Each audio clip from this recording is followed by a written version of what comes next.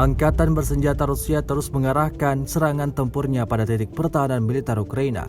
Baru-baru ini rekaman saat tank Rusia membongkar formasi parit Ukraina di Bakhmut ramai beredar di media sosial Telegram pada Rabu 21 Desember 2022. Dalam keterangan unggahan disebutkan operasi penyerangan sedang berlangsung tidak hanya di daerah pemukiman, desa Apnoye dan kota Bakhmut sendiri. Namun penyisiran juga dilakukan terhadap posisi Ukraina di daerah Kleshchevka dan Chasiv-Yar. Tanpa ragu, pasukan Putin menembaki posisi militer Ukraina secara brutal. Hingga video ini beredar, belum diketahui pasti ada berapa jumlah korban jiwa dalam insiden ini.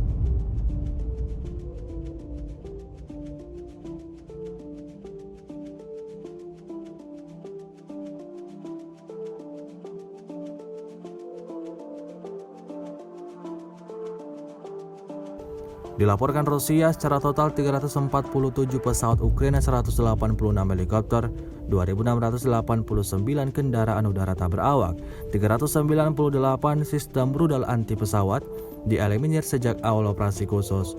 Sementara itu dari kubu Kiev, Kementerian Pertahanan Ukraina melaporkan 430 tentara Rusia dieliminir dalam 24 jam terakhir. Total 99.230 prajurit Rusia meninggal sejak awal konflik hingga hari ke-301.